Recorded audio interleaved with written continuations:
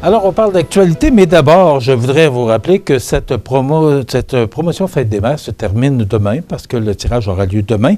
C'est ma TV qui gâte encore les mamans cette année. La ferme à visiter et savonnerie artisanale La Bulle des Champs, qui vous offre l'opportunité d'offrir le cadeau rêvé, un panier de découverte de 11 produits de notre boutique, d'une valeur de 100 $. Pour participer, vous n'avez qu'à inscrire votre maman sur le site web de CMA-TV au cmatv.ca, www.cmatv.ca. Le tirage qui aura lieu demain, donc c'est la dernière journée pour vous inscrire. Quand même, c'est un beau cadeau qu'on offre à toutes les mamans.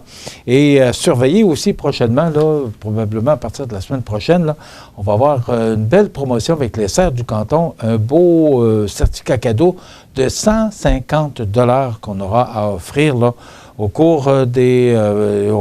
ça devrait commencer lundi et il y aura un tirage vers la fin du mois de mai, là, un certificat cadeau de 150 $ serre du canton quand même. Alors, voilà. Maintenant, dans les grands titres de l'actualité, Bimbo Canada qui fermera son usine de Lévis, ça a été annoncé lundi. Donc, la direction qui précise que la production sera transférée dans d'autres boulangeries, principalement au Québec, qui possèdent la capacité voulue. Donc, la décision de fermer l'usine s'inscrit dans les efforts stratégiques de l'entreprise en vue d'accroître la productivité des activités dans un processus de maximisation des ressources. Je pense qu'on n'a pas fini d'entendre parler de ce genre d'événement parce que les temps sont difficiles. Les taux d'intérêt, je ne sais pas quand le président de la Banque du Canada annoncera la première baisse du taux d'intérêt. On parle de juin, là, c'est à souhaiter. Mais c'est difficile pour les entreprises. La situation économique est difficile. L'inflation, on se fait frapper de partout. Alors, il ne faut pas être surpris de ces décisions-là. C'est triste, là. C'est 95 employés qui perdront leur emploi.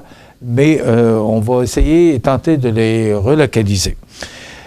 3 entreprises de la région qui sont au nombre de 23 lauréats pour le 26e gala du défi aux entrepreneurs de Chaudière-Appalaches.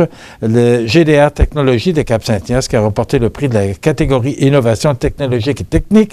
La Curieuse de Saint-Jean-Port-Joli est repartie avec le titre de lauréat dans la catégorie Services aux individus. Et LC Traiteur, une entreprise de Beaumont, qui a décroché le titre de lauréat dans la catégorie Services aux entreprises. Et on vous le rappelle, là, le NM L'Île aux Grues, là, qui est contraint de desservir 50 passagers à la fois à bord du NM Grue des Îles. La décision a été prise par la Société des traversiers du Québec en raison d'un manque d'effectifs. Et cette décision sera maintenue jusqu'à nouvel ordre. Donc, avant de penser à prendre la traverse Île aux Grues Montmagny, il serait peut-être préférable d'appeler avant.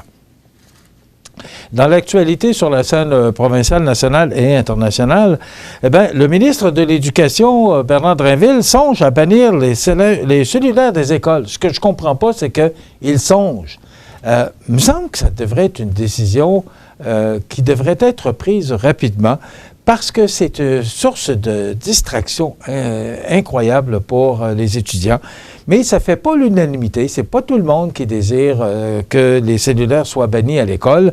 Il y a dans le réseau scolaire, il y a des directions qui sont favorables, mais c'est pas tout le monde qui désire que ça se passe comme ça. Alors, est-ce que M. Drainville va n'écouter que son courage et procéder justement à bannir les cellulaires des écoles? Moi, je pense que ce serait une bonne chose. On est à l'école pour apprendre. On n'est pas une école pour consulter son téléphone cellulaire. C'est mon opinion. Il y a des actes de barbarie perpétrés sur le chantier Northvolt, dit Fitzgibbon. Des objets incendiaires placés sur le site de Northvolt sont l'œuvre de barbares qui doivent être chassés, affirme le ministre Fitzgibbon. Je trouve ça triste, ces événements-là. Il y en a qui ne sont pas d'accord avec ce projet-là et qui font toutes sortes de gestes là, pour défier l'avancée de ce projet-là. Je trouve ça triste parce que ça ternit l'image du Québec pour des entreprises qui veulent venir s'établir chez nous. Qu'on soit pour ou contre, là, c'est triste de voir ce genre d'événement-là parce que c'est notre réputation qui en souffre.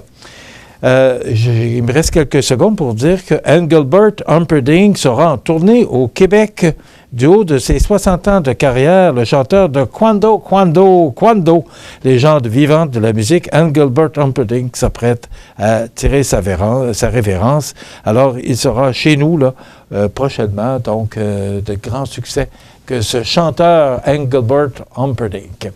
Ben voilà, ça complète notre émission pour aujourd'hui. Demain, entre autres, on dévoilera le nom des gagnants de la relève Mallette. Ça a lieu ce soir. C'est un 5 à 7 à la salle Promutuelle. Donc, Régent Lemieux et Nathalie Dubé seront avec nous demain pour nous dévoiler le nom des récipiendaires. Ça complète notre émission pour aujourd'hui. Je vous invite à être des nôtres demain. Bonne journée.